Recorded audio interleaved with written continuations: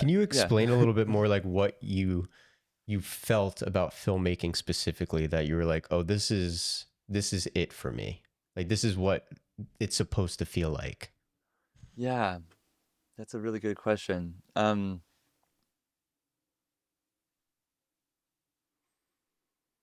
Yeah, I think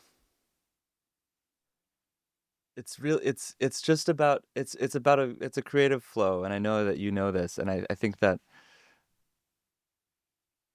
I don't know, maybe it's part of just being able to create something out of nothing. I guess music is similar, but like to have images in your head and have ideas, and then just through your own will being able to like put these images into motion quite literally.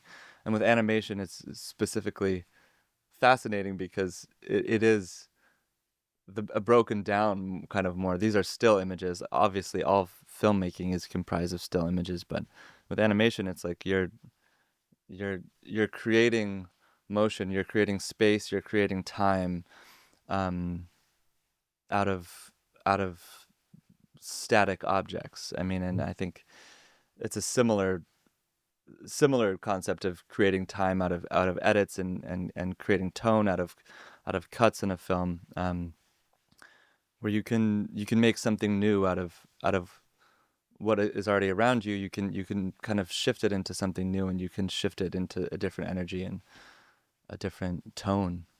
Mm. Yeah, And I think for me, because I also did music as well, I went to nice, college for a year and a half for audio engineering. amazing. And a lot of people that I meet have a similar path. They started either in music or like skateboarding. It's like Yeah, one or the other. the two schools of Yeah, filmmaking. exactly.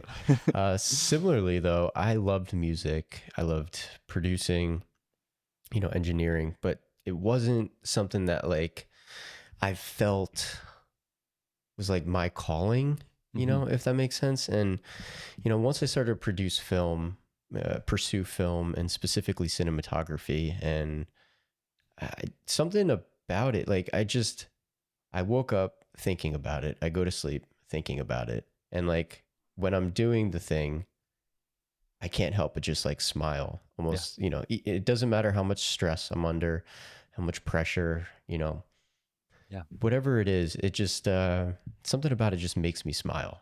I And like, I think that's what made me realize that this is something, regardless of how hard it's going to be to succeed in, I think it's worth it.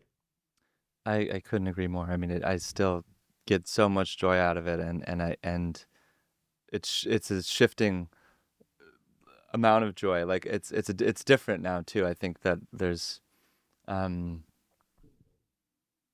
I find joy in it for different reasons now as well. I think that there was a time when I was like, oh, I can just make this pretty image, but I think Mm, but now I'm it's a lot more about connection with people as well now, I think, and especially in the commercial space. Like I think that I've started to like so I can be inspired by most anything, but sometimes in those commercial projects, like for me the joy of that is really just like this problem solving thing. I mean, the imagery is still extremely inspiring, but just like this huge collaborative machine that you have to kind of navigate and do it with grace too, like yeah. and make it feel good. And I think as DPs we have a lot of sway over how the tone of a set feels, and I think that our smiles are very um powerful in that space as well. And I think I completely agree. yeah, I think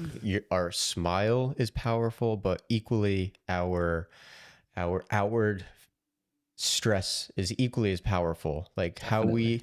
how we approach a set, how we outwardly approach problem solving, how we communicate directly correlates to how the set feels. And I completely agree. I think us as DPs, Yeah, we have a very high standing in terms of the overall feeling of what the set feels like. 100%. And when you first started to pursue DPing and you started to have a bit more crew, a bit more responsibility, how was your approach to leadership in the beginning compared to say now? Like how have you adjusted and learned to become a better leader on set?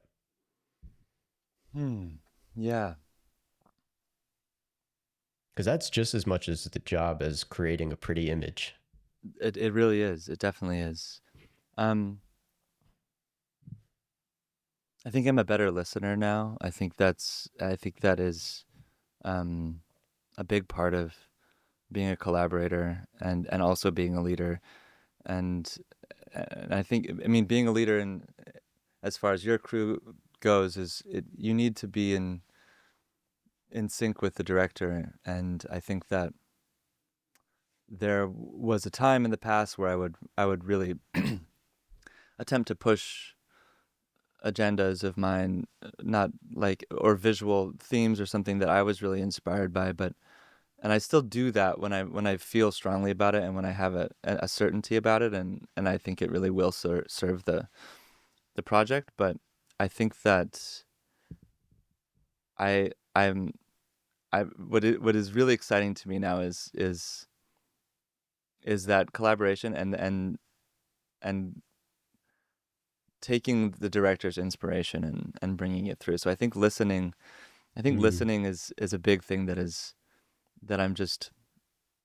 I prioritize a lot more than I used to. I think trust. I think just in general, the with experience, we just begin to trust that things will work out, and I think that with time and experience, you can stay calmer under pressure, and you can give space as a leader to for things to happen with the mm, trust that it will that things do play out as they will and as they should, and also following the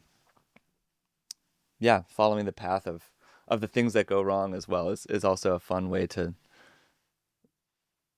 I don't know, to navigate, to create, because I think that often we do I'm going off topic, of course, but often it's all we good. do we do we always have something to there's always an issue, there's always a behind, there's always a shot has to get cut, there's always a renegotiation, there's and I think that understanding that these challenges are kind of little waypoints and chances to adjust and redirect and listen also to what is actually just happening on set, like not trying to force a something that we don't have time for, like listen, like, oh, Mm, this is we don't have time for this, we're gonna run out of light, we're gonna blah blah blah blah, we have to make a split second decision, and taking those as kind of like markers and signs about how we should be approaching the project, how we mm, should be approaching the shoot. Like, I don't know, I think when you have collaborators who also understand who also think in that way, it's really beautiful, because we can all be like, oh, I guess that shot wasn't supposed to happen. Like, I guess right. that's not how we're supposed to tell this story.